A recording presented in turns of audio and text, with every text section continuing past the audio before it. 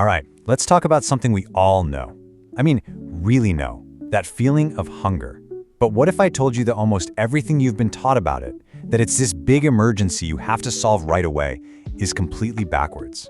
What if hunger isn't your body's weakness, but actually its secret weapon? So let me just ask you straight up. Is hunger your enemy? You know, for most of us, the immediate answer is yeah, of course.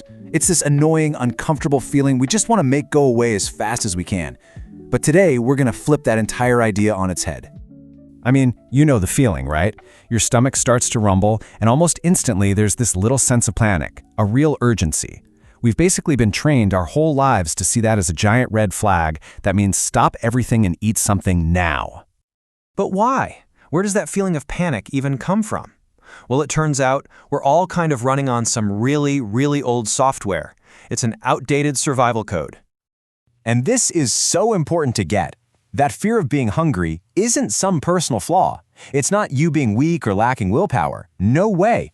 It's actually an ancient, hardwired instinct that's been baked into our DNA for a very, very good reason, to keep us alive. And this right here, this slide explains everything. Think about it. Back then, for our ancestors, an empty stomach was a life-or-death situation. It meant you were in real trouble. But for us today, we live in a world of total abundance. Food is literally everywhere. Our ancient brain is screaming famine, but our modern reality is a fridge full of food and a store on every corner. And that mismatch, that's where all the anxiety comes from. So, if hunger isn't the emergency our brain is telling us it is, then what is it? Well, this is where it gets really, really cool. Let's talk about something I like to call the rejuvenation hormone. Yeah, what's actually happening inside your body when your stomach is empty? You might think it's a state of decay, of breaking down, but it's the exact opposite. It's a time for building up, for repair, for rejuvenation. And the hero of this whole story is something called growth hormone. Now, you've probably heard of it for, helping kids grow tall, but its job is far from over when we become adults. It takes on this incredible new role as our body's master repair hormone. And guess what one of the most powerful triggers for its release is? You got it, an empty stomach. Just look at what this stuff does. When growth hormone gets released, it's like a cleanup and construction crew gets sent all throughout your body. It starts repairing old, worn-out cells and building brand new ones. It flips a switch that tells your body to start burning stored body fat for energy. It strengthens your muscles, your bones, and it even helps you look younger. It's amazing. Okay, so how does your body actually make this happen? How does hunger flip that magical switch and put your body into what we'll call repair mode? It's actually pretty simple when you think about it. Imagine your body's energy is a team of workers. When you eat a meal, that entire team is busy on one single massive job, digesting that food. But when there's no food to digest, that whole team of workers is now free. So your body redirects them to all the other important jobs, like cleaning up cellular waste and fixing things. It's that simple. This is the big one. This is the mental shift that changes everything. It's about changing that little voice in your head. So the next time your stomach growls, instead of thinking, ugh, I'm starving, you consciously shift it to, oh cool, my body is repairing itself right now.